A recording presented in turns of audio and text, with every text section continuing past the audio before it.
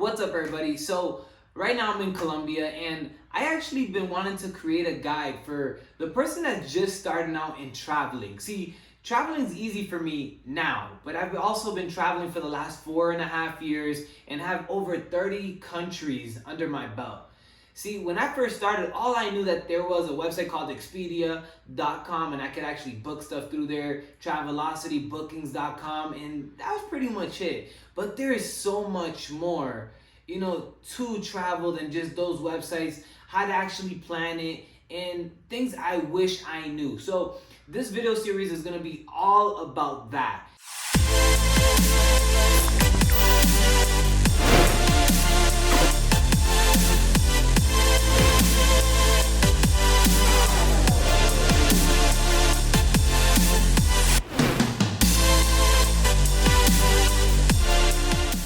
And so to start off with number one, I would tell you to go figure out what type of traveler you are. Whether you're the person who is lazy and just wants to chill with a drink by the beach, or you're the adventure type like myself. See, if you come traveling with me, we are going to do excursions all day, all night. And let me just tell you, that is how I love to vacation. It may be tiring, but at the same time, it's super fun. So forget it. So I'll give you an example. When I was in Dubai, we went from like 9 in the morning to like 1 in the morning.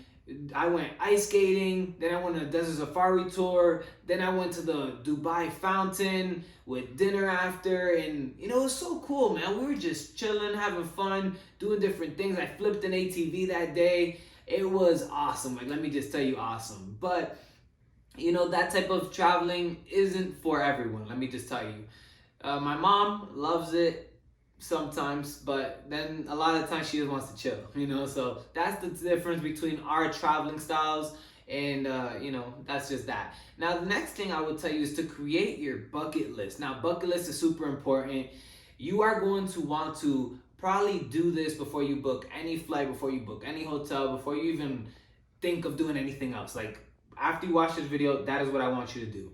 So what I would do when I'm creating my bucket list is I get a piece of paper out. I do it into, just zones or just continents. So I'll do Europe, I'll do Africa, I'll do Asia, and South America, and Central, whatever.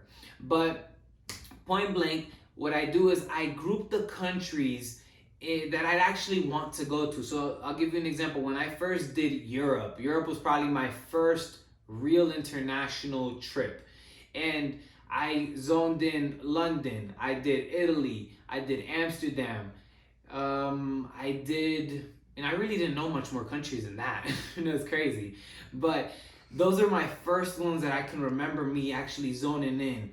I actually had Ireland there, but I still haven't even gone there. And so, but what ended up happening is when I started booking the stuff to go on that trip, I ended up, picking the main country I wanted to go to, which was Amsterdam in that time. We had booked our stuff for Amsterdam. And then I ended up looking what was cheap around Amsterdam, and I ended up booking those things in between. So what ended up happening, I ended up flying through Turkish Airlines, which gave us a 10-hour layover in Istanbul. So I got to actually go to Istanbul. We actually got to go to Greece, and we actually got to go to Amsterdam. And so that was kind of how I started planning things and checking them off of my bucket list. I'll give you another example. When I went to Fiji was the main trip, but Australia was so close that I'm like, why the heck would I come here and not go to Australia? And so we did, Fiji, Australia, back to the US. And that was another thing. It was really cool. And we kind of grouped things together. And so that's one of the things that I would strongly recommend is when you're trying to check off some of these bucket lists, is put them into groups and, start conquering them with, the relatively, amount that you're, willing to spend at the end of the day. And I'll give you another just quick example before I end the video, because I'm trying to make these videos pretty short. But I wanted to go to London far before I wanted to go to Greece, before I wanted to go to Amsterdam or anything, but because it just didn't work out with the price at that time. I went to the zone or to the continent, but I didn't end up going to London till about my third time or fourth time going to Europe, which is kind of insane.